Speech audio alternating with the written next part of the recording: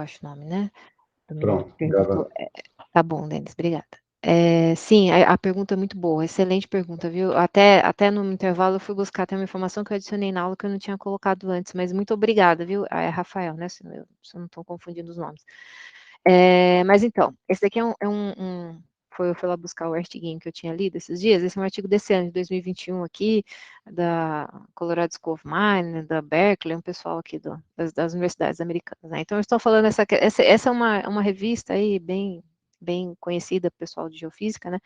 E essa foi uma revista, uma edição especial só falando de CO2, né? Então, para responder a sua pergunta, né? Bom, primeiro que eles falam, né, que, bom, claro, a 4D que eu coloquei amarelo, né, então ela está sendo, a gente consegue ver anomalias claras, né, ou seja, né, tem um potencial muito forte para monitorar os processos que envolvem descarte de CO2. E por que isso é importante? Né? Porque você pode detectar os vazamentos e você pode fazer aqui refinamentos do seu modelo de reservatório, né? Para ver se eles são de fato, se o CO2 está ficando onde você imaginava que ele iria ficar, né? Então, para ver se de fato você não está vendo nenhum vazamento, se ele está ficando confinado na rocha que você, onde você está injetando, descartando esse gás, né? E aqui nesse artigo, por sinal, eles falam que essas tarefas, né, então de monitorar aqui a questão do vazamento e se né,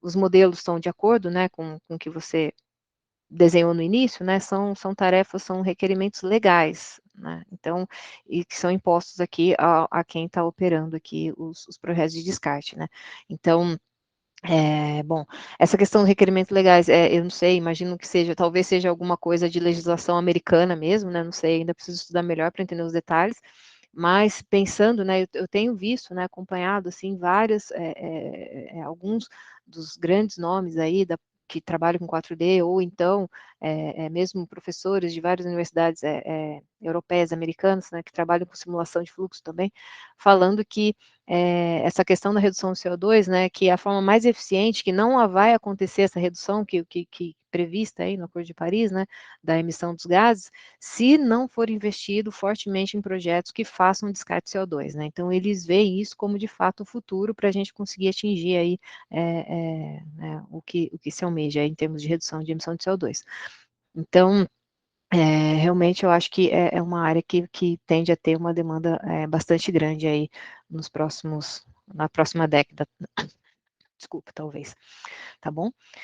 Mas, de novo, essa questão aqui dos requerimentos legais, bom, eu preciso, ainda está muito inicial, né, eu não sei se isso é um requerimento americano, alguma coisa de legislação americana, como é que isso está funcionando, eu acho que as ideias ainda estão nascendo, né, é tudo muito novo ainda, né, o projeto mais antigo que a gente tem, na verdade, não é americano, não, é um projeto na Noruega, né, da Statoil, que chama Campo de Sleipner, que eles já estão fazendo há algum tempo já o descarte de CO2, se eu não me engano, não era um aquífero, eu acho que é um reservatório que tinha sido abandonado, né, enfim, já tinha produzido, e aí eles estão descartando CO2 lá e eles estão fazendo monitoramento. Eles já têm alguma CISA 4D, então já esse projeto já acontece há alguns anos, né?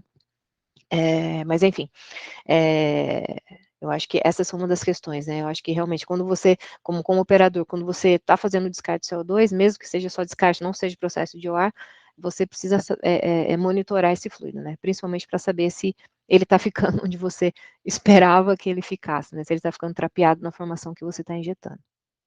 Tá bom? Ok. Não sei se eu respondi, se tem mais alguma coisa. Tem mais alguma coisa no chat, Pablo, que eu não consigo ver. Eu só tenho um monitor, aí eu não vejo o chat. Não, só era essa a pergunta, Ah, Alessandra. tá bom, Obrigado. ótimo. Tá bom, então vamos continuar. Bom, então, o sucesso, né, da CIS4D, eu já falei isso um pouquinho antes, agora eu vou falar um pouquinho mais de detalhe, né, depende, então, a gente sempre fala de dois aspectos, né, um é a detectabilidade e o outro é a repetibilidade. A detectabilidade, tem a ver, ela na verdade, né, a definição dessa palavra aqui no contexto 4D, é a magnitude da mudança, né, do sinal sísmico devido à produção. Então, se eu vou ter um sinal sísmico 4D muito forte, né, ou muito fraco. E a repetibilidade tem a ver com a minha capacidade de medir, de repetir o meu levantamento sísmico de tal forma que o levantamento base e os monitores sejam muito similares, né, que eles sejam muito similares, eles tragam informações, aquilo que eu até falei bem no início, né? A questão de você conseguir repetir uma imagem da subsuperfície sob as mesmas condições, né? Então, eu vou ter exatamente a mesma posição dos receptores, né? Para eu garantir que eu estou imaginando o mesmo ponto, eu preciso garantir que o meu receptor está exatamente no mesmo lugar que ele estava lá no meu levantamento base, né? Garantir preferencialmente as mesmas condições, inclusive naturais, né? Questões de maré, de temperatura da água do oceano e tudo mais, né? Então é bom que se adquira mais ou menos na mesma época, por exemplo, na mesma estação do ano, né? Que você tem condições naturais mais parecidas. Enfim, essa é a repetibilidade. Bom, eu vou falar um pouquinho agora. Claro, né? Tem esse gráfico aqui, então, também que eu vi do curso aqui do Groschal. Bom, então eu tenho aqui um gráfico de repetibilidade e detectabilidade, né? Claro que quanto mais alta os dois, né? Então eu tenho uma relação direta aqui, né?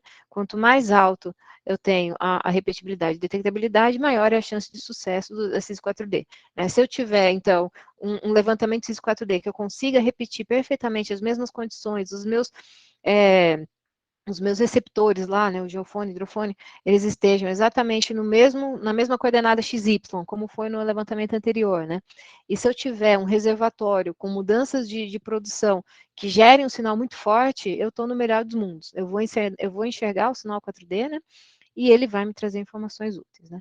E aí, obviamente, conforme a gente está mais perto aqui da baixa repetibilidade, da baixa detectabilidade, obviamente, eu vou ter aqui uma baixa chance de sucesso. Vou falar um pouco, então, agora aqui rapidamente da repetibilidade, né? Então, como eu falei, a repetibilidade tem a ver com a aquisição, né? Então, hoje, bom, a gente tem algumas tecnologias diferentes para fazer levantamento sísmico, e no 4D, a gente tem essas possibilidades. A primeira delas, bom, o que eles chamam de streamer, né, que é aquele barco que eu expliquei para vocês, ou seja, eu tenho cabos aqui imensos de até, sei lá, de 8 quilômetros de extensão. Ao longo desses 8 quilômetros de extensão, imagina, é um cabo de 8 quilômetros de extensão que está flutuando, né, ali na água, ali no mar, né? E eu tenho, então, ao longo desses 8 quilômetros, todos os receptores que estão registrando as ondas que estão sendo refletidas lá da subsuperfície, né, lá embaixo passando pela camada de água do oceano, né, e penetrando no subsolo e refletindo, e esses receptores captam essas reflexões. Então, bom, obviamente vocês já podem imaginar que não deve ser muito fácil, né? Ó, por mais que você tenha toda uma tecnologia de GPS para garantir que tanto a fonte, né, que é a emissão da onda, né? Então, aqui no caso do mar, a tal da airgun, né? A bolha de ar que vai ser emitida aí no oceano. Tanto que essa emissão aconteça no mesmo posicionamento XY das emissões, né, dos tiros do levantamento passado, eu tenho que garantir tanto a fonte quanto os receptores, né? Garantir que esses receptores, que são esses cabos que estão flutuando aí na água, que eles estejam, cada receptorzinho deles esteja exatamente no mesmo coordenada XY do levantamento anterior, né? Vocês já devem, né, já perceberam que isso é uma operação bastante complicada, né? Então,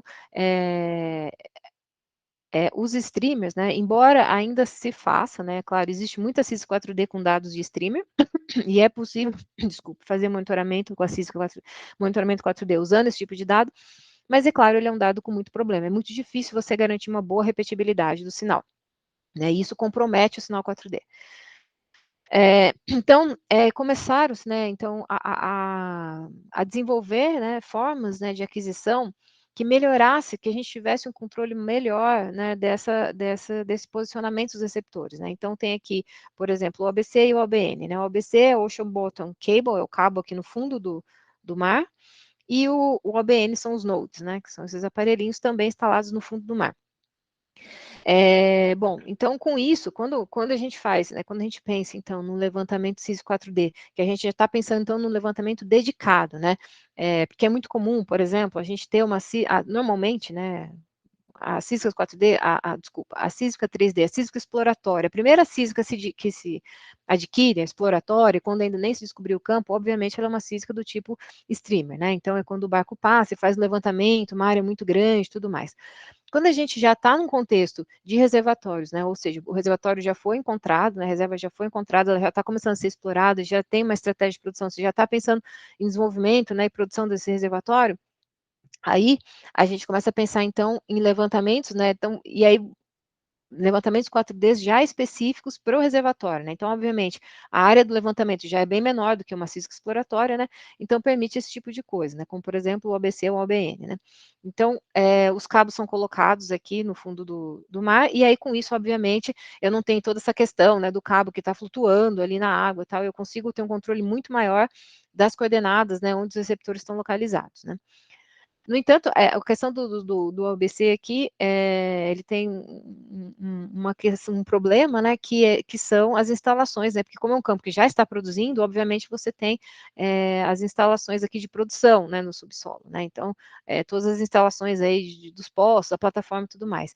E isso é um problema, é claro que eu não posso ficar dando nó aí em plataforma com cabo de aquisição sísmica, né, então, existe um problema aí com relação a isso, né? Que foi resolvido de certa forma com os OBNs, que são esses nodes aqui que são colocados, né, em lugares específicos, né? Bom, enfim, então hoje o monitoramento, quando se pensa, né, em aquisições voltadas para 4D, porque também, né, só como curiosidade aqui, às vezes acontece que um certo campo ele tem um dado de CIS 4D, mas ele não foi um dado dedicado de 4D. O que é isso? Significa que você tem, por exemplo, você tem um reservatório que já está produzindo, e aí a empresa resolve investir numa sísmica para melhorar a qualidade do imageamento daquele reservatório ou de um reservatório que está ali do lado, que vai começar a ser explorado, alguma coisa do tipo, né? Então, às vezes, o pessoal pega carona nessas aquisições, né, com ainda um caráter ainda de caracterização de reservatório, nem pensando no 4D, mas meio que pega carona e fala, ok, já que a gente vai adquirir, por exemplo, a sísmica, uma sísmica de mais alta qualidade para o campo vizinho, vamos expandir essa sísmica, pegar esse campo mais antigo que já está produzindo, a gente já aproveita, faz um levantamento aqui, e a gente já vai ter um 4D desse campo, né? Então, nesse caso, não é um levantamento 4D dedicado, né? É um 4D que, enfim, ele vai ter algumas limitações, ele certamente não vai ter uma alta repetibilidade, mas ainda assim ele é útil, né? Isso acontece bastante, tem vários casos que é isso que acontece. A gente tem sísmicas, a gente tem mais de vários levantamentos sísmicos, mas não são dedicados, né? Agora, existem outros projetos que não, né? Como, por exemplo, o caso de Lula, e vai ser o caso, por exemplo, que eles estão planejando aí para Mero, aí o campo de Mero, né? Ou seja, eles já têm um planejamento prévio que eles vão usar o monitoramento 4D para esses campos. Então, eles já estão prevendo o contrato, né, das aquisições, e aí sim já é uma coisa, um levantamento 4D dedicado, né? Então, eles vão trabalhar aqui tanto com os cabos, ou então com os nodes, na verdade, com os cabos é o mais comum 4D, e aí sim, já tem uma agenda de quando isso vai entrar, né, para garantir, inclusive, a repetibilidade, vai ser uma aquisição que vai repetir exatamente as mesmas geometrias da aquisição anterior, inclusive a direção em que o barco que passa, né, atirando, gerando o sinal, vai repetir a mesma direção e tudo mais. Esses são os levantamentos dedicados, né. E por último, a gente tem aqui o que a gente chama de sistema permanente, que seria que esse é o melhor dos mundos. Na verdade, até Mero, eu falei errado, Mero vai usar um sistema permanente, que é quando são instalados os cabos, os receptores aqui em formato de cabos, são instalados no fundo do mar, e ficam lá, né? Então, é um monitoramento permanente, de quando em quando, aí, dependendo da periodicidade que foi determinada para cada projeto, vem o navio fonte, né, ele emite o sinal, né, o airgun lá emite o sinal da onda, a onda mecânica que se propaga, e esse levantamento é feito de forma consistente, de forma permanente, né? Eles chamam isso de PRM, Permanent Reservoir Monitoring. Então, o Mero está prevendo esse tipo de levantamento aqui, para vocês terem, né, como informação. Bom, então isso tudo tem a ver com a repetibilidade. Então, repetibilidade tem a ver com isso, você garantir as mesmas condições, né, e garantir que você está imaginando o mesmo ponto ali da subsuperfície entre os levantamentos, né? Agora falando um pouco da detectabilidade, né? Então, bom, a detectabilidade, ela tem a ver com a sensibilidade da rocha, né? Em gerar, né? Em gerar um sinal 4D sísmico forte ou não, né? Isso depende de algumas questões, né? Bom, quando a gente pensa, então, num reservatório, o que acontece no reservatório durante a produção, né? A gente tem mudanças de saturação, né, de pressão, eventualmente de porosidade, né, a gente pode ter, por exemplo, a compactação do reservatório, vai mudar a porosidade do reservatório, e mudanças de temperatura, especialmente em casos, né, mais específicos aqui, dos casos onde a gente tem, por exemplo, injeção de vapor, né. E todas essas mudanças, tanto de saturação, de pressão, porosidade, temperatura, todas essas mudanças, elas causam mudanças aqui na velocidade de propagação das ondas, né? E na densidade das rochas, né? Então, por isso que esse 4D deve funcionar, né? Porque se eu mudo a velocidade, eu vou mudar o meu sinal, que a gente, né, falou lá no início da aula, que o sinal, ele varia de acordo com a velocidade e a densidade do meio, da rocha, né? Então, aqui tem um exemplo esquemático, né? Então, pensando que aqui está o meu reservatório, essa seria a rocha reservatório. Bom, e aí eu vou ter, então, esse seria, né, um exemplo aqui de um sinal aqui do topo do reservatório, um sinal aqui da base do reservatório e um sinal aqui abaixo do reservatório, certo? Então, quando eu começo a produzir esse reservatório, né, então, de novo, vão acontecer aqui mudanças de fluido, né, e do campo de pressão, né, a qual essa rocha aqui está submetida. Com isso, né, quando eu vou, então, do tempo base da primeira aquisição para uma aquisição aqui num tempo, né, pensando no monitor, isso vai mudar, né, então eu vou ter aqui um reservatório, por exemplo, aqui um reservatório que foi aqui já depletado, né. Isso vai me gerar, então, um sinal. Então, a onda que passar aqui, agora, todo esse caminho de onda aqui, né, que passou pelo reservatório, que tem uma rocha com outras condições, com outros fluidos e outros valores aí de pressão, né, de poro e tudo mais, isso vai fazer com que a velocidade de propagação aqui mude, né, então eu já comentei isso anteriormente, vai fazer com que o sinal haja esse deslocamentozinho no tempo, né, porque a velocidade de propagação mudou, então essa onda vai propagar mais rápido ou mais devagar, esse mais rápido ou mais devagar vai depender do que aconteceu lá dentro, e vai mudar também, claro, o sinal, a amplitude desse sinal também vai mudar, né. Lembrando que um sinal aqui embaixo do reservatório, né, como por exemplo aqui, né, esse sinal aqui, esse sinal corresponde à onda que passou, que viajou aqui dentro do reservatório, encontrou aqui a base do reservatório e refletiu. Esse sinal que está aqui embaixo, que é uma onda que viajou aqui pela camada, por exemplo, camada de água, no sedimento, passou pelo reservatório e viajou aqui por mais uma camada abaixo do reservatório, onde nada aconteceu, ele também vai sofrer um deslocamento no tempo. Por quê? Porque esse deslocamento no tempo não tem nada a ver com o que aconteceu nessa rocha, tem a ver com o que aconteceu nessa rocha aqui, né? Lembrando que porque a velocidade de propagação da onda, né? A onda vai se propagar aqui em todas essas camadas. Então, obviamente, ela vai ter uma velocidade aqui mais rápida ou mais devagar do que ela tinha nesse levantamento aqui, né? Então, mesmo esse sinal que está aqui embaixo, onde nada aconteceu, ele vai sofrer um deslocamento no tempo, ok? Bom, e por que que isso acontece, né? Eu vou tentar explicar aqui para vocês por que que o que que governa, né, essa questão aí da mudança do sinal sísmico. Bom, a gente sabe aqui, né, esse é uma equação que a gente usa bastante, né, da definição da onda P e a definição da onda S. Basicamente, a onda P e a onda S aqui é um caso mais simplificado, mas ele é muito aplicado na indústria do petróleo, né, considerando aqui o meio elástico e isotrópico. A onda P e a onda S, elas são descritas com três propriedades. O K aqui, que seria o módulo de Boole, o módulo de compressibilidade, o Mi, que é o módulo de cisalhamento, e a densidade da rocha. São sempre essas três, né? Então, o VP, ela leva em consideração a velocidade da onda P, seria a raiz quadrada, então, levando em consideração aqui o K, que então seria a resistência à compressão, o Mi, que é a resistência à deformação, e a densidade. E a onda S, ela é definida aqui como Mi dividido por a raiz quadrada de Mi por Rho, né? Que seria o módulo de cisalhamento dividido pela densidade. Ou seja, o que eu quero dizer com isso? Que a velocidade de propagação da onda, lembra que eu tinha falado no início, né? A onda P é essa onda compressional. É como se ela fosse comprimindo e descomprimindo, né, os poros, né? Os poros não, as rochas, a rocha de fato, né? O meio poroso, o meio. Então, e como essa onda vai se propagar, ela vai se propagar mais rápido ou mais devagar, dependendo do quão, da resistência que essa rocha vai ter com relação a essa compressibilidade que a onda acaba inserindo, né, aplicando a rocha conforme ela vai propagando, né. Então, se eu tiver uma rocha mais ou menos, por exemplo, a tal da rocha macia, né, o stiff rock.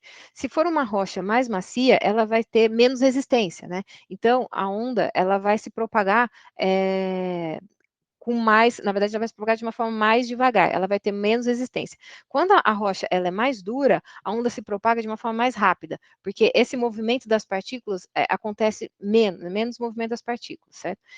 Então, a propagação de velocidade da onda, ela vai estar totalmente relacionada a essa questão da compressibilidade da rocha. E o que governa a compressibilidade da rocha? Os minerais que compõem a rocha, os poros, né, como que está distribuído o sistema poroso, e os fluidos que estão dentro dessa rocha também.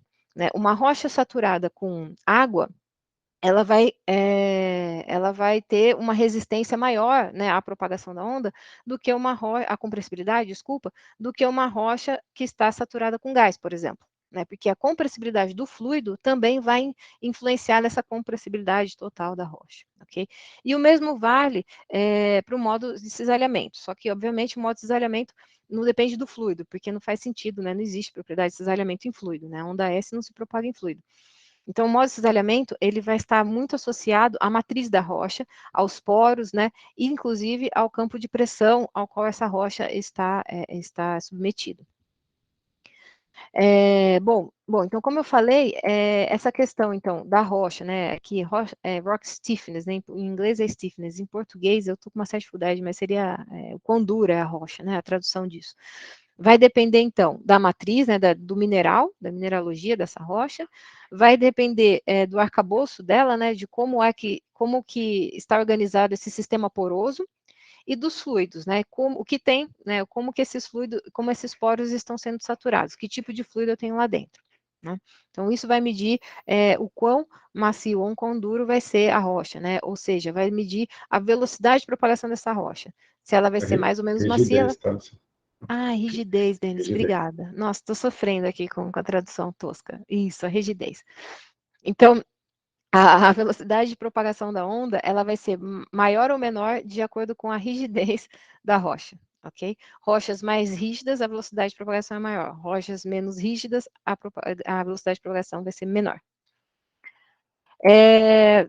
Bom, eu falei dos fluidos, né, que compõem o sistema, o que vão estar preenchendo o espaço poroso, isso também vai influenciar na rigidez da rocha, mas as variações de pressão também vai influenciar.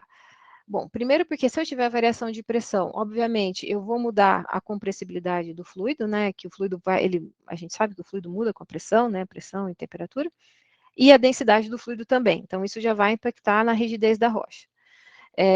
Eu posso ter, por exemplo, né, que um aumento da saturação de gás, né, por exemplo, se a pressão cai, né, perto de um poço produtor, a pressão caiu, o gás sai de solução, isso aumenta a saturação de gás, se eu tenho mais gás na rocha do que eu tinha anteriormente, isso vai impactar na rigidez da rocha, né, e como essa onda vai se propagar. E a densidade da rocha também vai mudar.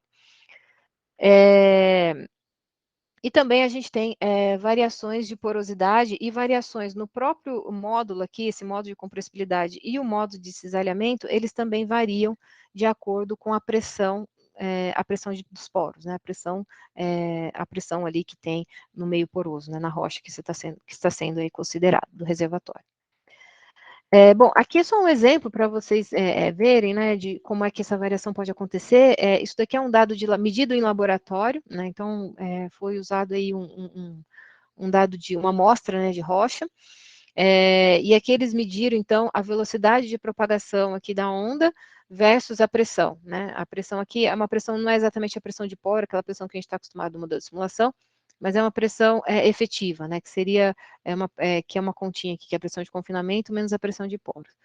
Mas, enfim, o que eu gostaria de mostrar aqui é que, por exemplo, essa curva aqui é a variação da onda P, né, da velocidade de propagação da onda P com o aumento da pressão com o aumento da pressão efetiva, né? Então a gente vê, primeiro aqui, essa curva seria uma rocha seca, né? De novo, esse é um experimento em laboratório. Então eles pegaram lá uma amostra de rocha seca, né? Ou seja, nos poros não tinha nenhum fluido, e eles fizeram essa medição. Então, a gente vê que a velocidade de propagação, a velocidade da onda P, ela aumenta aqui consideravelmente, né, conforme aqui a pressão aplicada foi aumentando, né. E isso, obviamente, então, se a velocidade de propagação da onda P aumentou, né, pensando num experimento de CIS 4D, quanto mais essa mudança acontecer, maior o potencial eu tenho de ter uma mudança no sinal 4D, né, quanto mais a velocidade mudar, mas deve mudar o meu sinal 4D. Só também como a critério de informação, essa mesma rocha aqui, ela foi saturada com água, e essa curva aqui mais constante mostra aqui a variação, então, da velocidade da onda com relação à pressão, né? Ou seja, quando eu tenho a rocha saturada com água, essa rocha ela sente menos essa diferença do campo de pressão que está sendo aplicada a ela, né? Porque ela passa a ser uma rocha mais rígida, né? O poro dela ele está preenchido com fluido, né, no caso com a água, então ela fica menos compressiva. Então a velocidade de propagação de onda nessa rocha é menor, né? A variação dessa velocidade é menor. Tá bom? E claro que isso depende muito, isso daqui é um caso de uma rocha específica que foi estudado aqui, né, enfim, nesse trabalho, e essas curvas aqui de quanto muda, quanto a velocidade de propagação da onda muda com relação à saturação dos fluidos e com relação à pressão, é muito dependente de cada reservatório. Então, cada reservatório vai ter uma resposta, né? Por isso que essa questão da detectabilidade, não existe uma regra, né? Você precisa fazer um estudo prévio do seu reservatório, entender bem quais são as condições, quais são as rochas, né? Existem alguns modelos de física de rocha que ajudam a entender esses fenômenos, para você saber, então, qual o potencial desse seu reservatório gerar um sinal 4D ou não. Aqui também é só um exemplo ilustrativo, mostrando, então, a sensibilidade ao fluido, né? Então, isso daqui são perfis é um dado de perfil de poço, né? Então, porosidade, e aqui a impedância P, e aqui a gente vê a saturação, a rocha, né, que está saturada com água, e uma porção aqui do reservatório saturado com gás, né? Então, existe aqui uma separação muito clara, né, de valores altos de impedância, indicando uma rocha, né, saturada com água, e os valores mais baixos de impedância, indicando que a rocha está saturada com gás. Bom, aqui é um resuminho, né, para a gente entender um pouco essa dinâmica, né, enfim, de como essas coisas acontecem, né. Então, quando eu tenho, em geral, né, como eu disse, essas mudanças de saturação e pressão, o quanto isso vai impactar a velocidade de propagação da onda, o quanto isso vai impactar a densidade da rocha, depende muito de cada caso, né. Então, isso daqui é só uma visão meio geralzona, assim, como se fossem umas regras gerais que, em geral, valem, né. Então, por exemplo, quando eu tenho a água substituindo óleo, né? Ou seja, se eu estiver perto de um poço injetor, né? Eu estou injetando numa zona de óleo, eu tinha óleo no início, injetei água e a água empurrou o óleo, né? Onde eu tinha óleo, agora eu tenho água. O que acontece normalmente é que tanto o VP quanto o Rho aumentam, né? Então, a velocidade da onda P e a densidade da rocha, elas aumentam quando eu tenho a água substituindo o óleo. O contrário acontece, por exemplo, né, então velocidade e densidade elas diminuem quando eu tenho, por exemplo, gás substituindo o óleo ou a água. Então, por exemplo, perto de um poço produtor, né, eu tenho a depressão, o gás sai de solução, né, onde eu tinha óleo eu passo a ter gás, e aí eu começo a visualizar, então, a onda P e a densidade dessa rocha, elas diminuem. Bom, para a saturação de fluido, a velocidade da onda S não muda nada, né? Porque ela não enxerga o fluido, né? Não existe um módulo cisaliante para fluido. Para pressão, quando eu tenho, por exemplo, um decréscimo na pressão de poros, né, eu tenho um aumento de VP e VS. Um decréscimo da pressão de poros seria um sinal de depressão, ou então uma compactação, por exemplo, né, pode acontecer da compactação. Mas se eu tiver só uma depressão, perto de um produtor, por exemplo, eu vou ter um aumento das velocidades, tanto P quanto S. Se eu estiver perto de um poço injetor, por exemplo, injetando água, ou enfim, pode ser outro fluido também, eu vou ter um aumento da pressão de poro. E esse aumento da pressão de poro vai causar um decréscimo nas velocidades. Bom, eu vou fazer aqui, claro, eu sei que vocês não decoraram nada disso que eu falei, mas é só para vocês entenderem uma questão importante de CISO 4D, né, que é a questão de efeitos que competem, né. Então, se eu pegar um caso, por exemplo, em uma região do reservatório onde eu tenho um poço injetor, né? Então, onde eu tenho um poço injetor injetando água, né? Então, vamos assumir que a gente está nesse cenário aqui, é o primeiro cenário, água substituindo óleo, né? Quando eu tenho a água substituindo óleo, né, um poço injetor, eu vou ter, então, que tanto o VP quanto o Rho vão aumentar, certo? Eu vou ter um aumento aqui da velocidade, um aumento da impedância, por exemplo, da impedância sísmica. Ao mesmo tempo, perto desse mesmo poço, eu vou ter um aumento aqui da pressão de poro, como eu falei, né? Então, eu vou aumentar a pressão de poro, eu estou injetando, e a velocidade da onda P, tanto Vp quanto Vs, ela vai diminuir, né? É o que está escrito aqui. Normalmente isso acontece. Ou seja, quando eu estou numa região perto de um poço injetor, eu tenho duas coisas acontecendo ao mesmo tempo. Eu tenho um efeito de fluido que faz com que o meu sinal, que é a minha velocidade, né, Vp, que ela aumente, e eu tenho um efeito de pressão que faz com que a velocidade diminua. O que vai acontecer no final, né? Bom, no final vai ter uma resultante, né, desse aumento ou dessa competição entre o aumento ou a diminuição da velocidade, e você vai ter um sinal resultante. Pode ser que você tenha um sinal positivo, ou seja, aumentou a sua velocidade de propagação no LS, aumentou a sua impedância sísmica, e você vai ver lá um aumento na sua amplitude sísmica, certo? Você vê um sinal positivo, aumentou a sua impedância sísmica depois que você começou a injetar água. Isso significa que o sinal relacionado ao fluido que está sendo substituído, né, que a mudança de fluido está acontecendo, foi mais forte do que o sinal de pressão. Pode acontecer o inverso também, pode acontecer de você enxergar perto de um poço injetor um sinal negativo, diminuiu a impedância sísmica, diminuiu a velocidade sísmica. Esse sinal negativo quer dizer o quê? Ah, ok, um sinal de pressão, ou seja, por mais que eu esteja injetando água, isso está acontecendo, mas o sinal de pressão foi mais forte, ele ganhou. Então, pode acontecer isso também. E pode acontecer um terceiro caso, que a força com que a quantidade, né, com que a impedância sísmica com a velocidade tem aumentado, seja muito por conta do fluido, seja muito parecido, esse delta seja muito parecido com o delta gerado pelo efeito da pressão. E esses efeitos se anulam. Ou seja, pode ser que eu não veja absolutamente nada no sinal 4D, porque os efeitos competiram e não gerou sinal nenhum. Então, todos esses casos são possíveis, né? Então, quando a CISO 4D chega, a gente precisa interpretar esses dados e tentar entender o que está acontecendo, né? Sempre com base, obviamente, em dados de produção. Mas pode ser que, de fato, você não tenha nenhum sinal, porque por conta da competição, eles estavam, né, você teve algo que aconteceu, que aumentou a velocidade, depois, ao mesmo tempo, aconteceu alguma outra coisa que diminuiu, e no final você não teve sinal nenhum. Então, os estudos de detectabilidade de sinal envolvem entender toda essa física aí que tem por trás aí, né, que acontece aí com o reservatório em produção e como que os atributos sísmicos se comportam com relação a esses mecanismos de produção.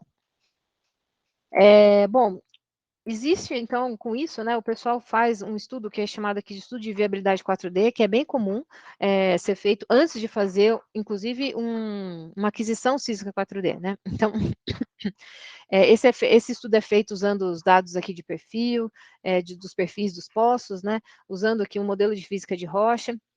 Começa a se entender primeiro aqui, eles chamam isso de viabilidade 1D primeiro, ou seja, começa a entender como é que a rocha se comporta, né? Se eu mudar a saturação de água de 20% para 80%, quanto isso aumenta na minha velocidade? Quanto isso aumenta a impedância sísmica, né?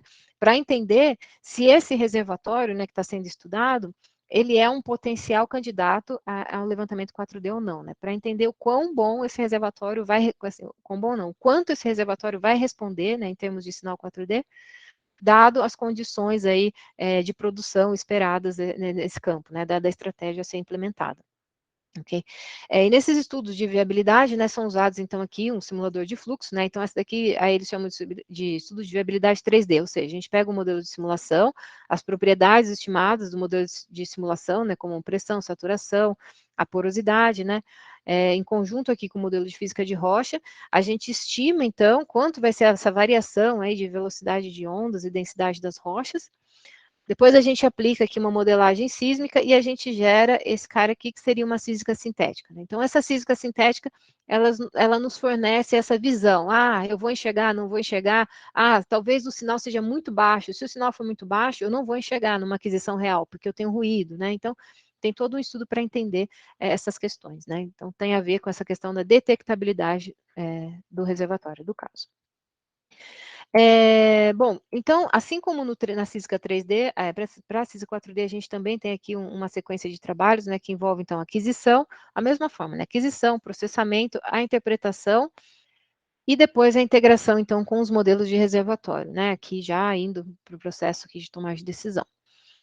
Existe um desafio aqui imenso, né, nos projetos de 4D, esse que tem, inclusive, altas demandas aí para o desenvolvimento de tecnologias, que para resolver, né, para trazer soluções para lidar com a questão do tempo versus o valor da informação, né?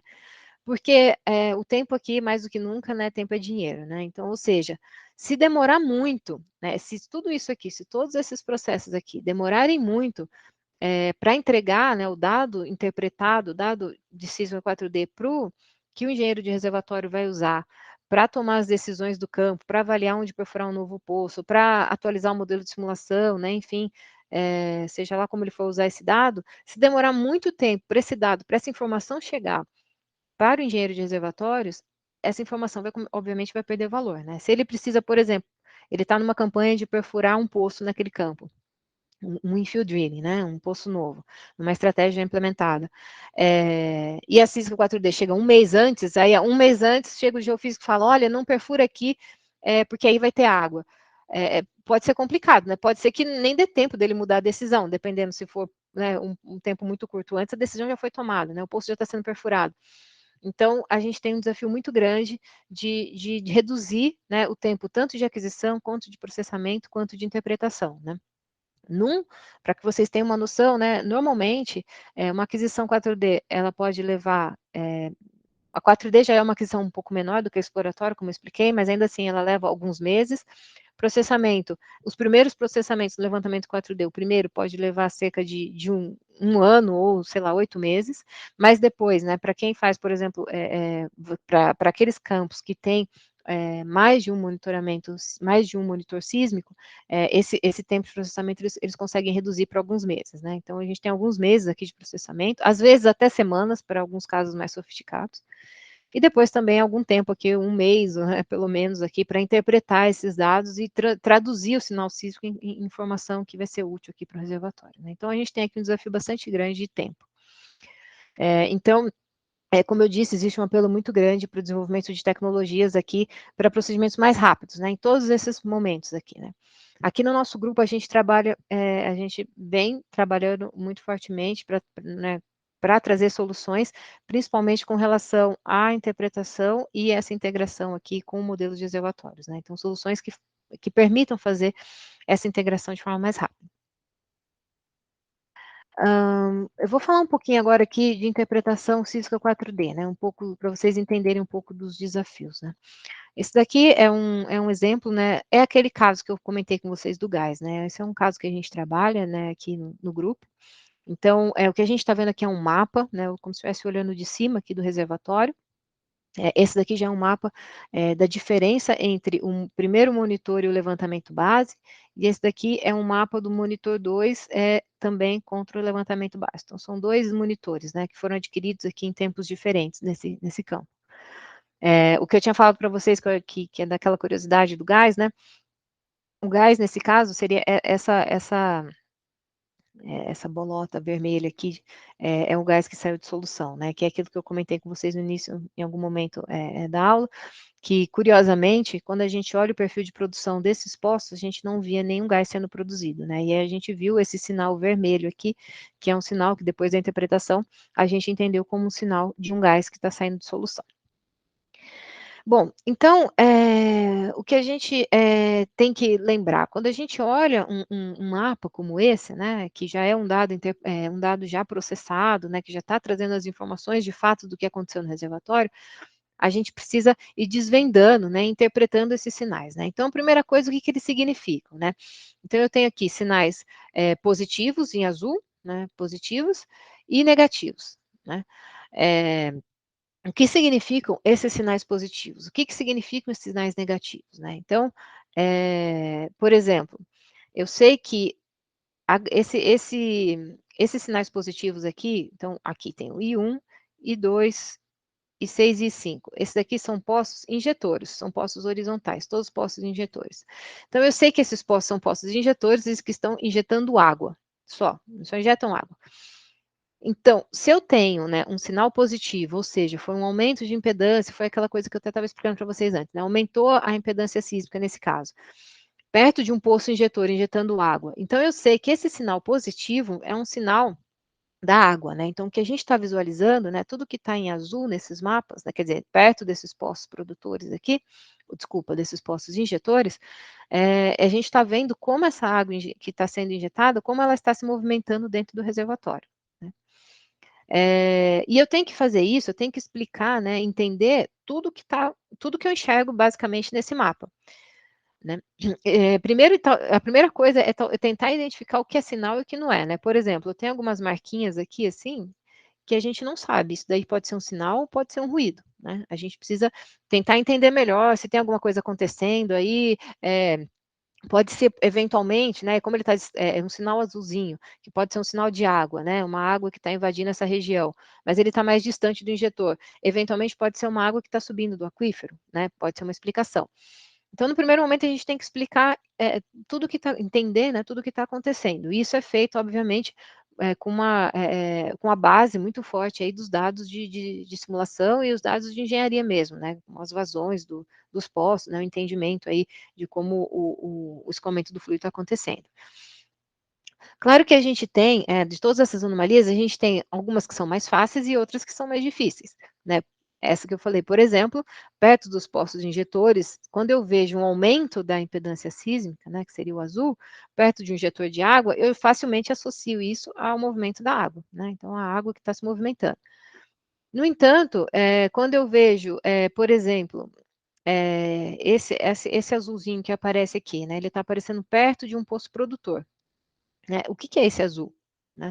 Lembrando que o azul aqui no caso pode ser a água que tá se movimentando, mas pode ser também uma depressão, pode ser um aumento ou desculpa, uma diminuição da pressão que causou esse efeito, né? Então eu preciso entender o que está acontecendo, né?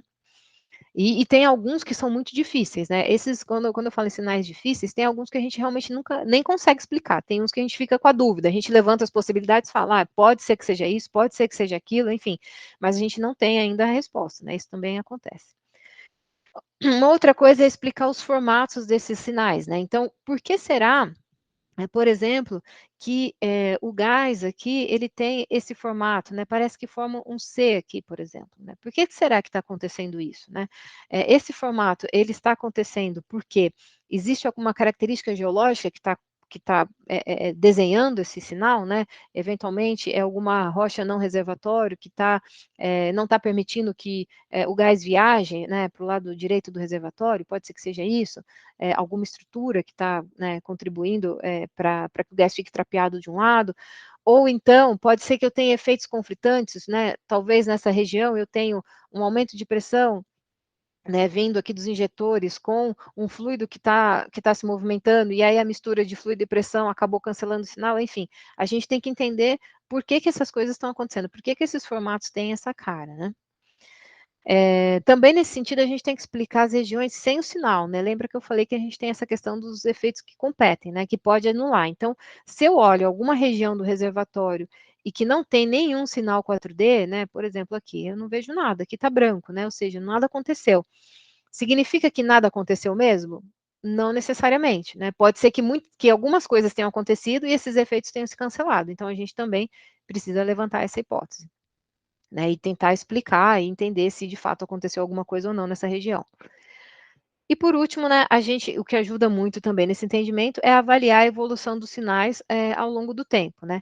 Nos casos, né, nos campos em que a gente tem mais de um monitor disponível, como é o caso desse campo que eu estou mostrando aqui, né? Então, quando a gente tem mais de um monitor, a gente começa, inclusive, a ter segurança nas nossas interpretações, né? A gente fala, bom, por exemplo, eu acho que esse sinal aqui no monitor 1 não é ruído, eu acho que de fato é a água que está vindo de algum lugar. De repente, no monitor 2, essa água ficou mais forte. Então, ou seja, de fato, isso corrobora com a minha interpretação anterior, me dá segurança em dizer isso de fato é água, não é um mero ruído no sinal, né? Bom, esse daqui é um exemplo ainda do mesmo caso, aqui é uma seção vertical, né, que aqui é aquele mapa anterior, então é um corte que está passando aqui por esse injetor, esse produtor, e depois aqui perto da anomalia de gás, né? Então, é um corte, uma seção vertical do reservatório, né? É um trabalho que, né, tudo isso, na verdade, é um paper que foi publicado aqui pelo Massudo, que é um dos pesquisadores do grupo. E que é interessante aqui é que aqui a gente consegue confirmar algumas questões. Então, por exemplo, a água que eu tinha falado que estava perto do produtor, né, era essa anomalia azul aqui, né? Então, o que a gente viu nesse caso é que, por exemplo, essa anomalia aqui é a anomalia que está perto, passando aqui por um dos injetores, certo? E a gente vê que esse azul, ele está bem centralizado aqui no meio do reservatório. Essa outra anomalia azul, que está mais perto do poço produtor, tá vendo que ela está mais abaixo, né? Ela fica mais próximo da base, essa aqui é a base do reservatório, ela está mais próximo da base do reservatório. Então, nesse caso, a gente conseguiu, né, com essa, fazendo essa interpretação desse sinal, a gente conseguiu perceber que, de fato, essa obviamente é uma água que está sendo injetada. No entanto, essa água que está mais próxima do injetor, de fato, é uma água que está vindo do aquífero, né? Ela tá subindo e invadindo o reservatório, né? Ela está mais abaixo. Okay? Esse é só um exemplo aqui das coisas que a gente consegue enxergar, né? Esse daqui também é um outro caso que a gente trabalhou, é o Norne, né? Aquele caso da Statoil, é um caso, inclusive, é um dado aberto, mas é só para mostrar a diferença, né? Então, esse sinal aqui, esse campo que a gente trabalha, ele foi adquirido usando uma sísmica um monitoramento permanente, né? Então, aquela história, é um monitoramento dedicado ao levantamento 4D, né? Ou, desculpa, uma aquisição física dedicada a 4D, né? Então, a gente tem um nível de ruído muito baixo, né? Então, você vê, esse mapa, ele é um mapa muito claro, né? A gente enxerga com muita clareza. A gente tem poucas informações, assim, que a gente fala, bom, isso daqui é ruído e eu não vou, né, eu posso descartar. Quando a gente olha o dado de Norne, esse é um dado de streamer, né, aquele dos cabos lá. Que não foi uma sísmica, não foi uma sísmica dedicada, não é um levantamento 4D dedicado. Né? A gente já vê que o nível de ruído é muito maior, né? Então a qualidade do sinal é bem mais comprometedora, né? Então, de fato, aqui a gente tem muito mais dúvidas do que de fato é um sinal, né? Eu não sei se, enfim, aqui nessa região a gente tem alguma coisinha acontecendo ou não, isso seria só um sinal ou um ruído, né? Esse vermelho aqui, por exemplo, já está mais consistente, já tem mais cara de sinal, né? Enfim. Aqui eu estou mostrando como é difícil a gente interpretar um dado quando a gente tem uma baixa repetibilidade, né? E aqui também esse caso de Norne, né? Também tem eles fizeram alguns levantamentos, então aqui são 3 levantamentos, né? Em datas diferentes aqui, 2003, 4 e 6.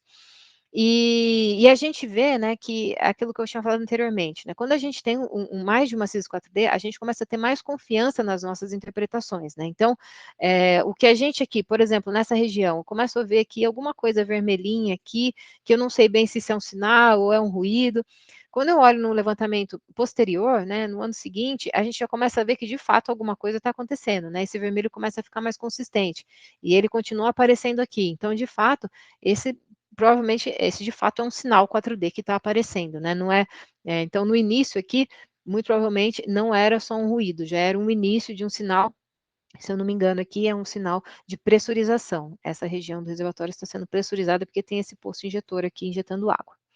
Ok?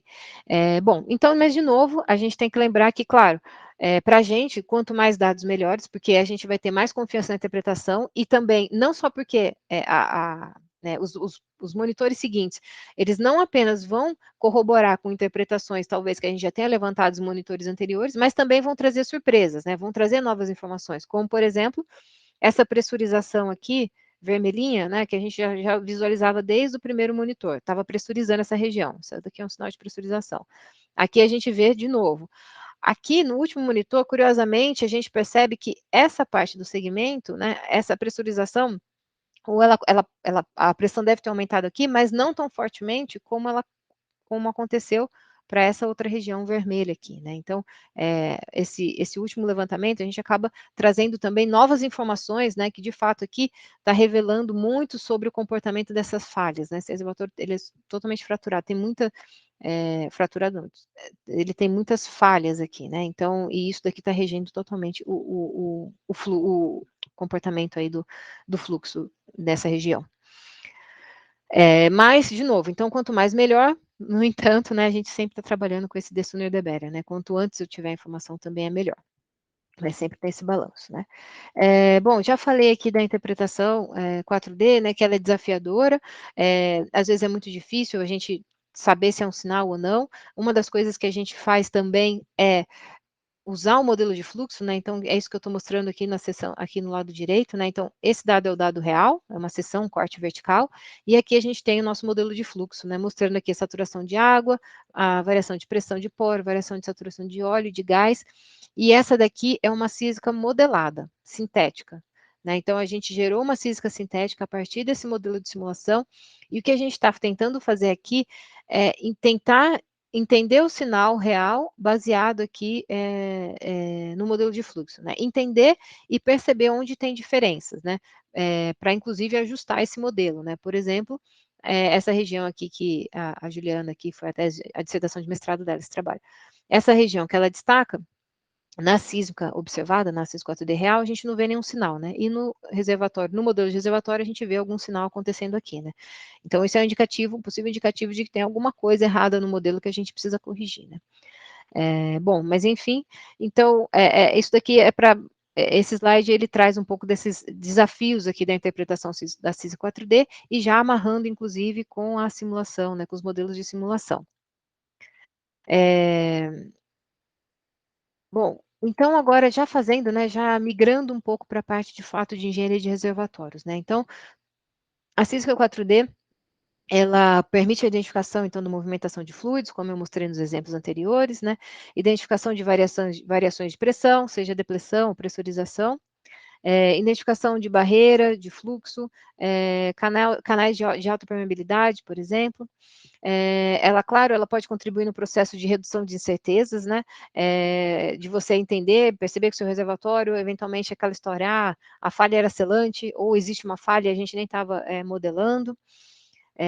Ela também permite a redução, então, no risco, né, na perfuração de poços, né, garantindo que você, garantindo não, né, mas diminuindo o risco de perfurar em uma zona onde você tenha muita água, por exemplo, né, ou uma zona pouco promissora, em termos de pressão, inclusive. Ela melhora aqui a previsão de produção também, né? Claro, se você consegue melhorar o seu modelo, você consegue melhorar, se tem uma previsão mais segura, e claro, você vai ter, então, um melhor retorno financeiro, né? E agora eu vou falar como, né? Como é que, então, na prática, como agora a gente já começa, então, aí, no sentido agora, saindo um pouco do universo da geofísica, começando a entrar um pouco mais no universo da engenharia, né? Como que a gente usa, como a gente integra esses dados, então, com os modelos de reservatório, né? Bom, aqui eu tenho um exemplo bem simples, né? Claro, um caso hipotético, né? Mostrando assim como é que as coisas podem acontecer, certo?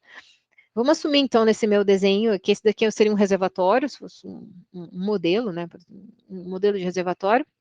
E esse é o meu reservatório real, ou seja, é um modelo em 2D, eu tenho um poço injetor e um poço produtor aqui.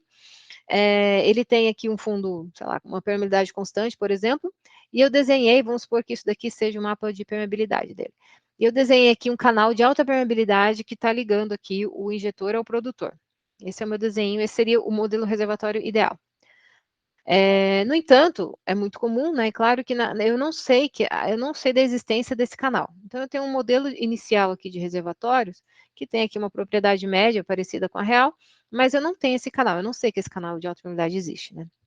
Então, quando eu olhar, por exemplo, né, a curva de produção desse produtor aqui, vamos supor que esse daqui seja a curva de produção de água, né? Então, esse daqui seria o histórico, né, de produção de água, e eu tenho aqui o meu modelo inicial, me dando aqui uma previsão aqui de água, né? Que está errando um pouquinho aqui o breakthrough e também erra um pouco aqui a vazão de água, né?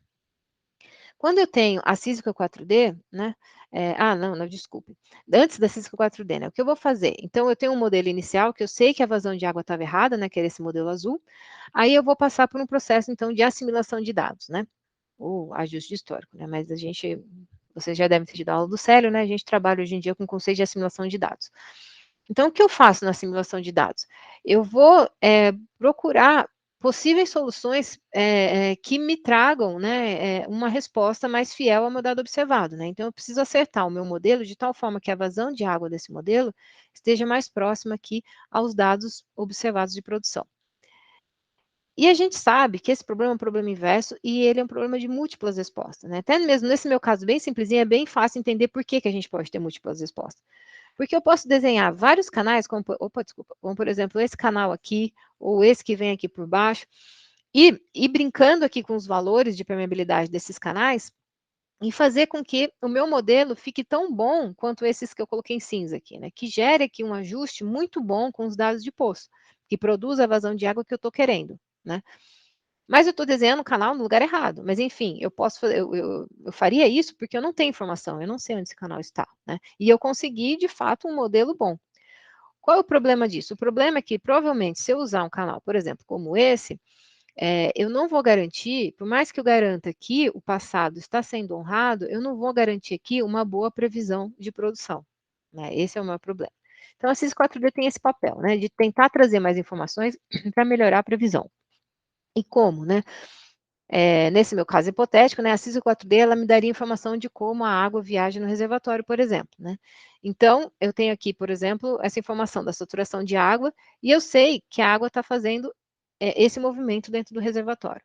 Note que a 4D, ela não revelou exatamente o desenho do canal, ela não vai revelar exatamente o valor da permeabilidade desse canal, ela não tem essa capacidade, mas ela vai me dar uma dica, né? Ela vai me dar uma dica que esses modelos aqui estão muito errados, né? Possivelmente eu vou ter esse canal aqui, ou algo muito próximo, talvez um pouquinho mais para cima, talvez eu erre um pouquinho, mas enfim, eu vou estar muito mais próximo da realidade, né? E a esperança, né, de estar mais próximo aqui da realidade geológica do campo é que a gente tem, então, um modelo, né, que seria esse aqui em vermelho, que me dá, então, uma previsão de produção mais confiável, né, mais próximo do esperado. Ok, bom, então é isso, né? Esse exemplo hipotético, ele ilustra, então, como que a CIS 4D, ela contribui aqui com o processo de redução de certezas, né?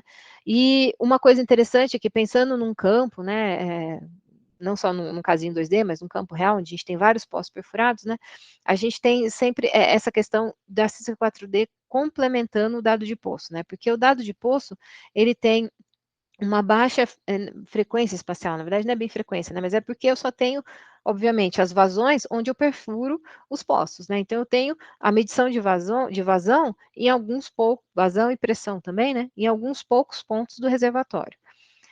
Mas eu tenho essas medições diárias, né, mensais. Enquanto que a CIS, tá errado aqui, né, 3D não, 4D. Enquanto a sísmica 4D, ela é o contrário, né? Eu tenho poucas sísmicas, né? Comparado, eu não tenho sísmica mensal, né? Eu vou ter uma sísmica que vem aí a cada ano, por exemplo, mas ela tem uma rica informação espacial, né? Então, isso é super interessante quando a gente pensa em resolver esse processo de assimilação de dados, né? Esses dados são complementares. Bom, então, trazendo para o contexto agora do Unicim, né, eu imagino que vocês já estejam familiarizados aqui com a metodologia dos 12 passos, né, do professor Denis, né, a gente, então, recapitulando muito rapidamente, né, a gente tem os passos em verde, que lidam com a geração dos modelos, né, então, caracterização e construção dos modelos, né, então, a gente tem aqui um forte input aqui da parte de geologia, né, para gerar os modelos geológicos e depois os de simulação. Depois a gente tem os passos em vermelhos, né, que são os passos relacionados à calibração desses modelos, né, geração dos modelos de vários cenários, né, considerando as incertezas, e depois calibração, né, desses modelos, e redução dos cenários, né. E depois a gente tem aqui os passos em azul aqui, e por último em cinza, que são os passos relacionados aos processos de tomada de decisão, né. Então, quando a gente trabalha com o futuro do campo, né, como é que eu vou definir essa estratégia, como que eu posso perfurar um poço novo, e etc. Bom, a Cisca 4D, dentro dessa metodologia dos 12 passos, ela entra idealmente, né, eu coloquei aqui idealmente, e principalmente nos primeiros 5, no primeiro momento aqui, né, nos primeiros 5 passos aqui da metodologia, né. Então, no primeiro momento, junto aqui com a caracterização do reservatório, né, ajudando a entender esse reservatório, né, a estrutura dele, essa questão da presença de, por exemplo, de barreiras de fluxo, né, se tem uma barreira ou não, desenhar isso dentro do seu modelo geológico, né.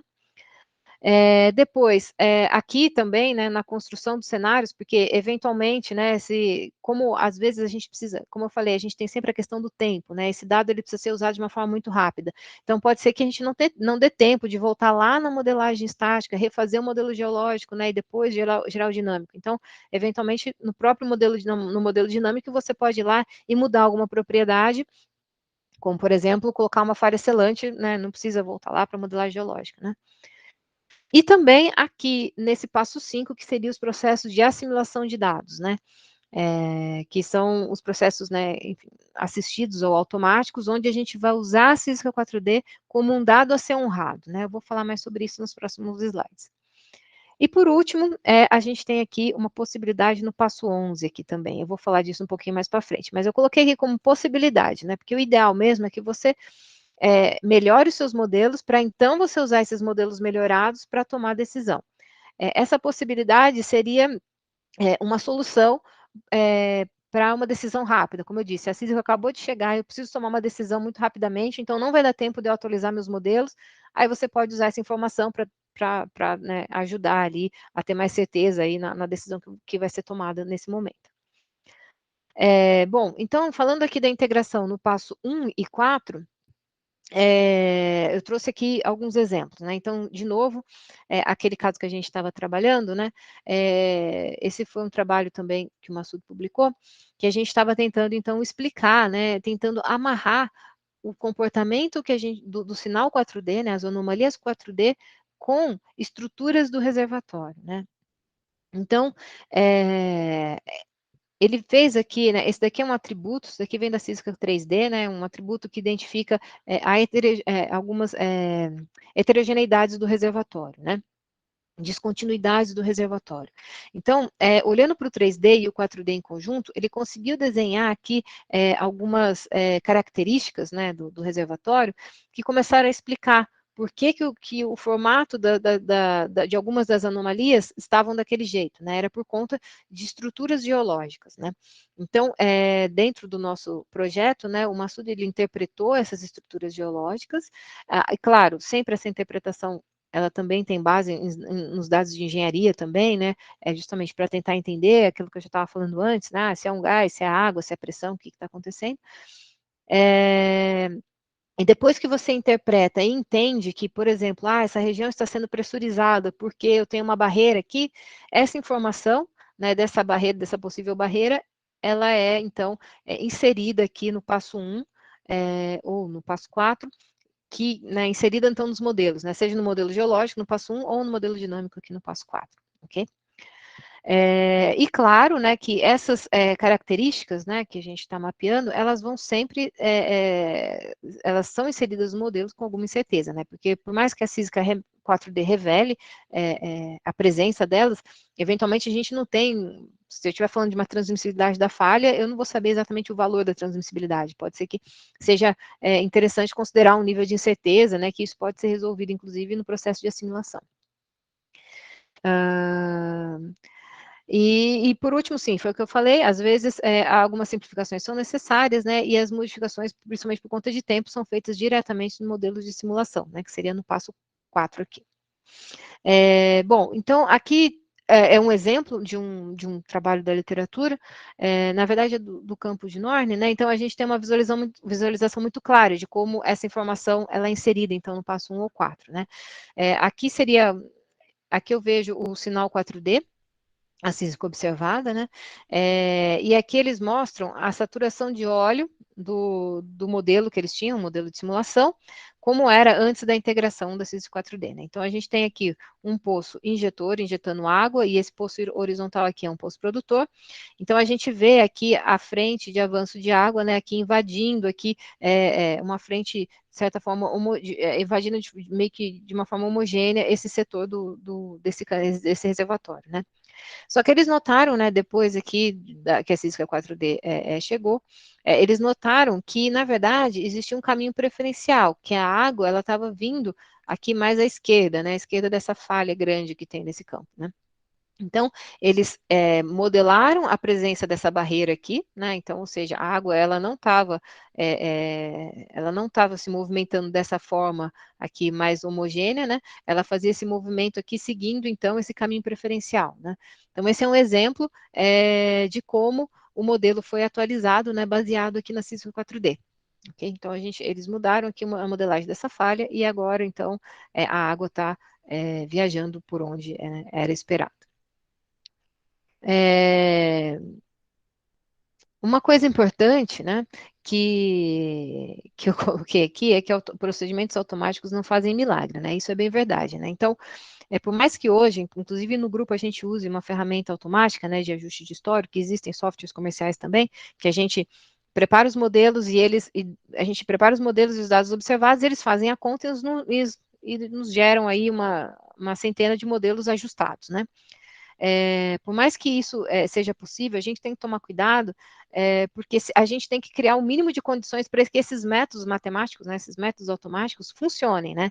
Então, se eu não tiver o entendimento do campo para desenhar quais são as minhas incertezas, né, colocar essas incertezas, definir um range de incertezas razoável, esse método não vai, né, se eu não desenhar, por exemplo, um caso bem, né, um exemplo bem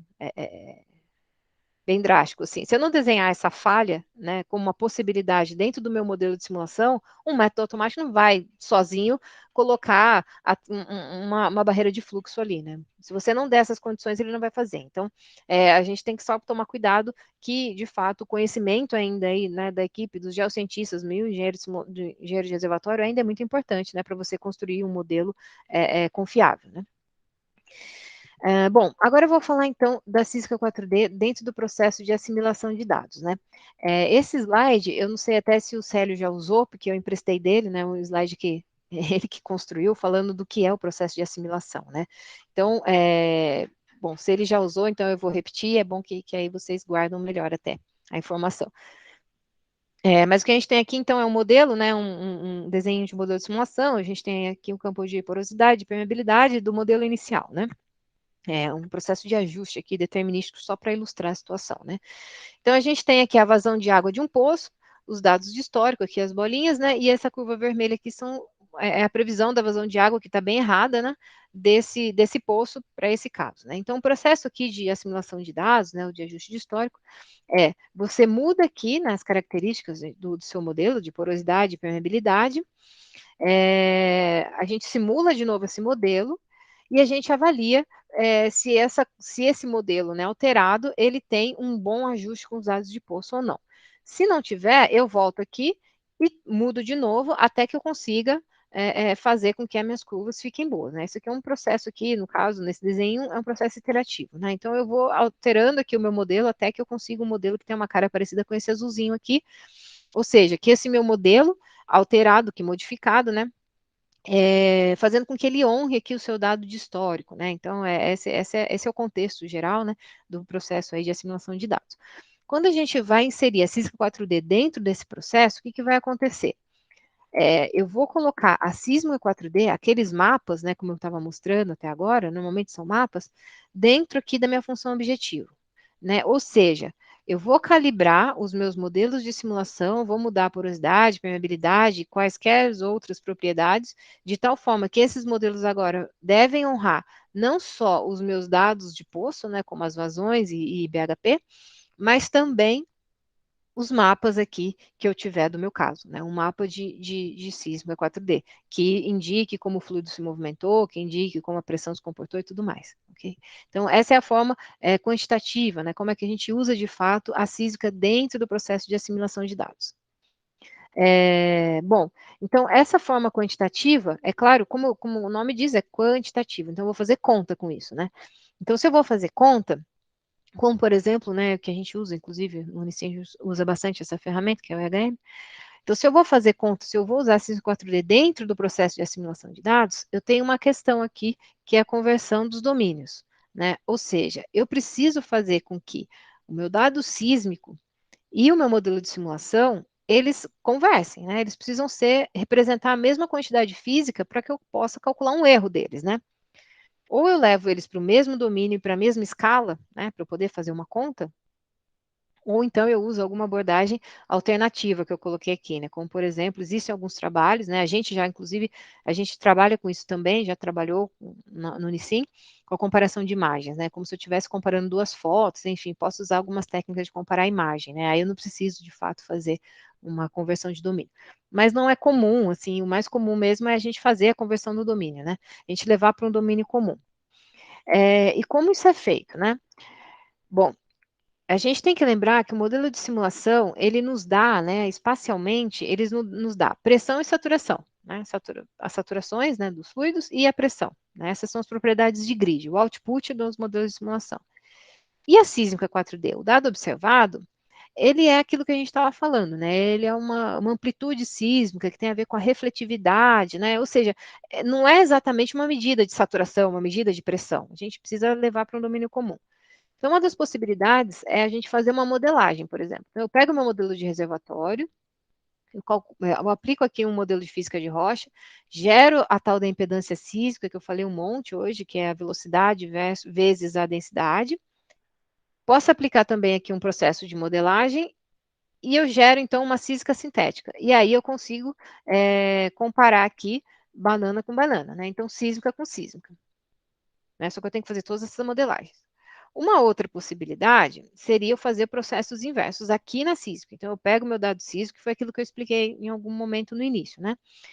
Eu posso rodar uma inversão sísmica aqui, uma inversão sísmica, calculo a impedância, e ainda por cima, eu posso rodar uma segunda inversão, que eu chamo de inversão petrolástica, que possa, inclusive, estimar a pressão e saturação da sísmica. Portanto, no entanto, na verdade, esse cara aqui, ele é bem certo. Então, o que é comum de se fazer é usar a impedância sísmica. Ou seja, eu faço uma inversão, eu fico no meio do caminho aqui dos dois, né? Eu faço uma inversão sísmica, gera a impedância, e eu faço essa modelagem aqui, que é uma modelagem muito mais barata do que essa daqui. Essa modelagem, ela é cara, por isso que ela não é muito usada.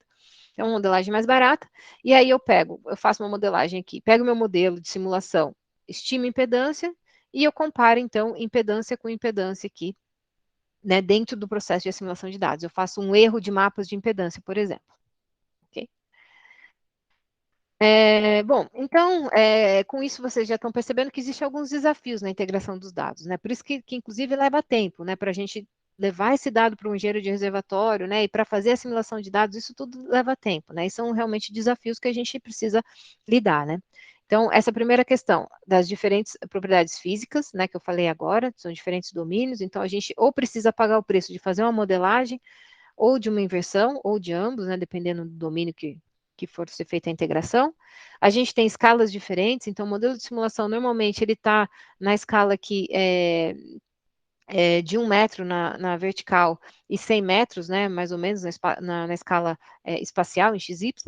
A sísmica, eu coloquei 10 metros aqui, fui até generosa, né, tem uma resolução aí de 10 a 20 metros, né, na vertical, e uma resolução espacial um pouco menor, de 12 metros normalmente.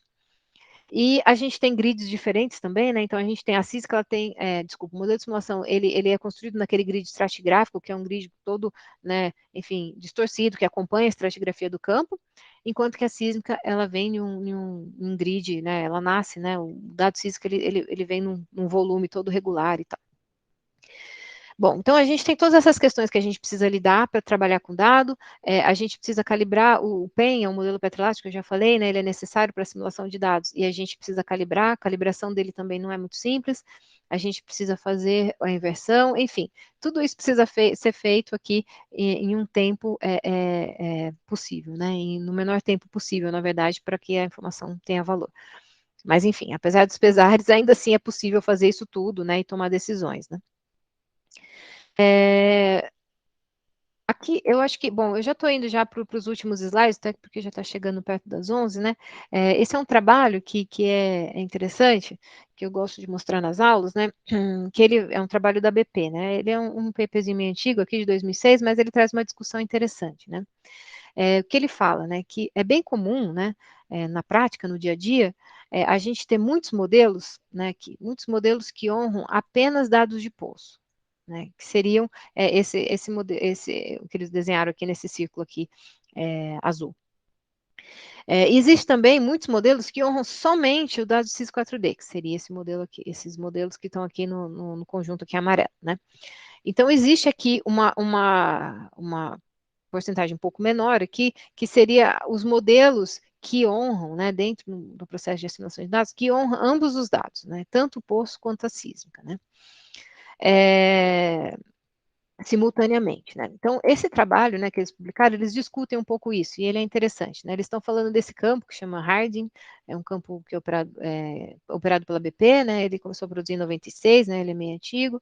Aí ele tem uma sísmica aqui do ano 4D, que foi adquirida no ano 2000, né? E eles queriam justamente entender o movimento dos fluidos antes, né? Aí tá aí o valor da informação, né? Ou seja, eles gostariam de entender, é um campo que eles estão produzindo com injeção de água, e eles queriam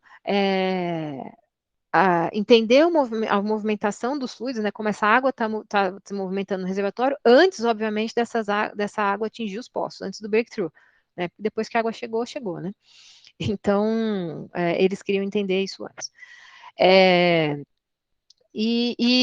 Enfim, ok, vou falar aqui o que eles discutem, né? Bom, nesse gráfico eles mostram, então, né, os modelos que eles tinham naquele momento, né, é um crossplot que avalia, primeiro, a qualidade do ajuste, né, o quão bom esses modelos são para honrar o passado, então aqui de bom para pobre, né, então bom ajuste e pobre ajuste, e no eixo Y a gente tem a qualidade da predição, né, então do futuro, o quão bom esses modelos são para a previsão, né, de produção. E eles começaram a observar algumas questões, né? Então, o primeiro são esses modelos aqui dentro do ciclo da elipse branca, né? Que é mais ou menos o que a gente esperaria, né? Ou seja, modelos que tenham, que honram, né? Tem uma relação linear, né? Se o ajuste foi bom, o ajuste de poço está bom, né? O ajuste de histórico, né? A simulação de dados, né? Se a gente gerou modelos bem ajustados, a gente espera que o futuro também seja bom, né? Se ele honra bem o passado, os modelos que honram bem o passado devem me dar uma boa previsão de futuro.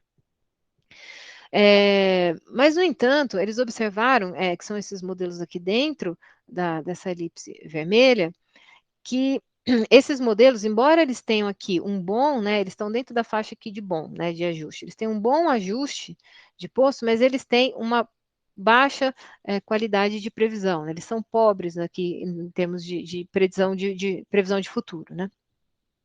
E aí eles começaram a chamar atenção para esse caso, né? Como é perigoso, né? Se a gente vai tomar decisões, é perigoso eu tomar decisão com modelos que eu estou acreditando que eles são bons, mas que me dão previsões erradas, né? E nesse caso, desse campo, né? Quando eles passaram, né? Eles fizeram um filtro para selecionar apenas os modelos que estão, né, lembro, dentro dessa intersecção, ou seja, que são modelos que honram, que são bons tanto aqui para o poço, mas que também sejam bons considerando o dado CIS4D, ou seja, são modelos que honram, né, o que a CIS4D está trazendo de informação.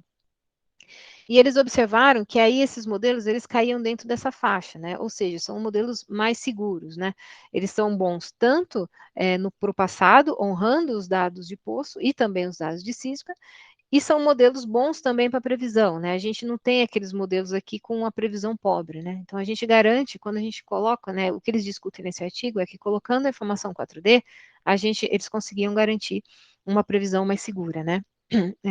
Modelos com previsões mais seguras, ok? Bom, aqui é só um texto, né? Que como esse slide vai ficar aí para vocês como documento, é um texto, né? Para explicar isso que eu acabei de falar, né? E aqui eu destaco, por último aqui, eu destaco uma frase deles, essa última aqui, que eles falam, né, que a experiência deles mostrou que a CIS4D, quando ela é incluída, né, como uma informação a ser honrada, né, dentro aí do processo de assimilação, a informação espacial, né, que ela traz, a informação adicional que é trazida, né, aqui nas observações, ela tem um impacto significante, né, positivo e significante para a predição, né, para a predição dos modelos, ok? Bom, eu acho que esse slide, deixa eu ver aqui, já deve, deixa eu ver uma coisa aqui. É o meu penúltimo slide. Eu trago aqui uma discussão que a gente até apresentou e falou em um dos seminários do Unicim aí durante esse ano, né? Que foi que eu falei que seria uma um possível uso da física 4D, né? Que é quando a gente usa a física 4D aqui no passo 11. Opa, cadê o mouse? Aqui no passo 11, né? Olhando aqui por exemplo, para uma situação de infill drilling, né? Você vai perfurar um poço novo, né?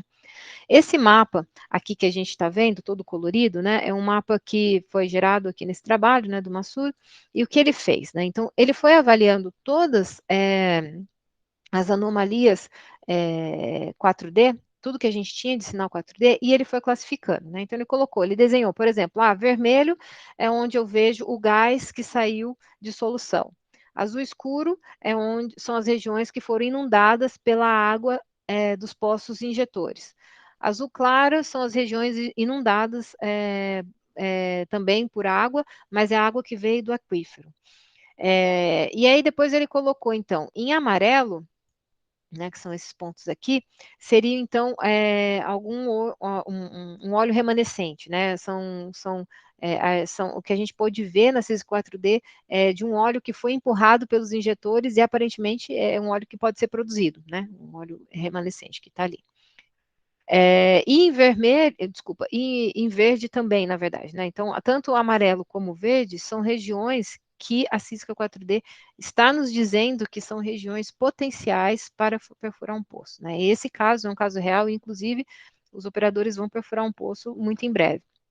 E a gente está fazendo um estudo junto com eles, né, mas não só baseado nesse mapa, também com os modelos de simulação. Na verdade, a Ana, que é uma pesquisadora, ela está aplicando aqui, né, a gente, né, não só a Ana está trabalhando com a parte do futuro, né, a parte azul, mas a gente teve toda a equipe do projeto aplicando aqui, então, todos os 12 passos, nesse caso real, para a gente propor esse infill drilling, né?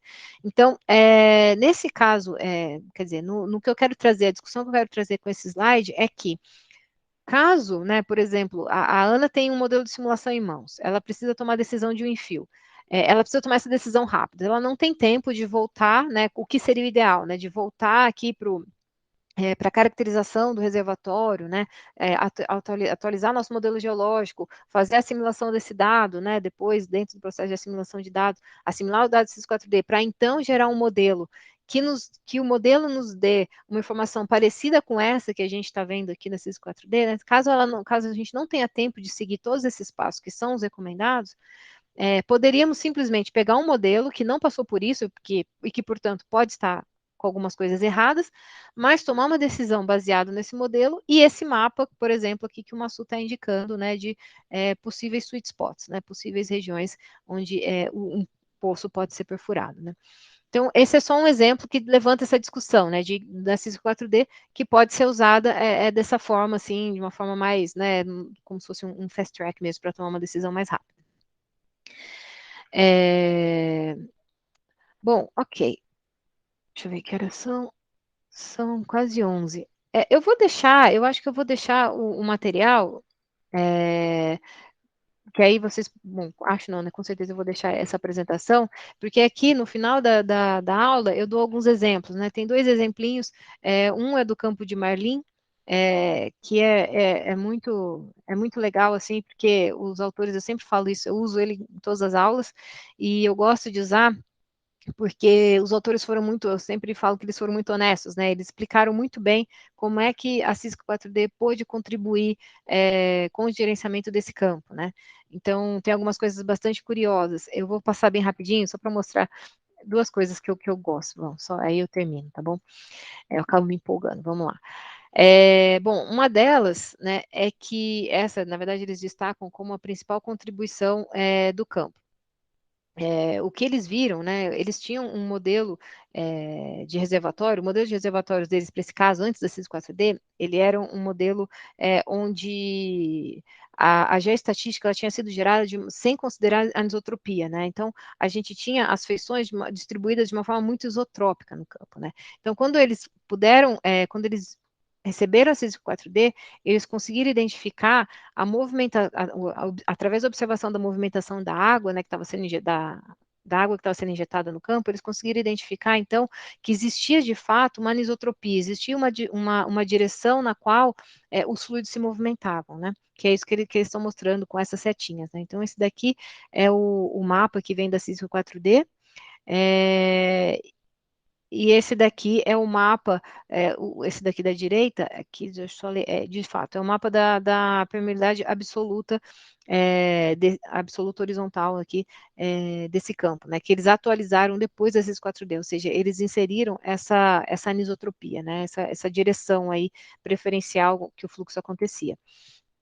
E esse daqui é o slide que eu acho mais interessante, que eles falam que, bom, esse daqui era o, deixa eu ver, isso aqui é a permeabilidade? Também, esse daqui é a permeabilidade, né, esse daqui é o mapa de permeabilidade que eles tinham, o inicial do modelo deles, né, então essa era a concepção inicial da distribuição de permeabilidade desse campo, né, como eu disse, ela tinha essa cara mais isotrópica, né, e quando a gente, e esse daqui, que eles chamam de monstro geológico, é o modelo de simulação deles depois do processo, né, de ajuste de histórico, né, ou seja, o engenheiro precisava, né, ele tinha esse modelo inicial, ele precisava ajustar, né, os poços, e era muito comum, hoje em dia, né, essa filosofia está mudando bastante, né, então, hoje em dia, esses monstros geológicos, eles estão desaparecendo, eu diria assim.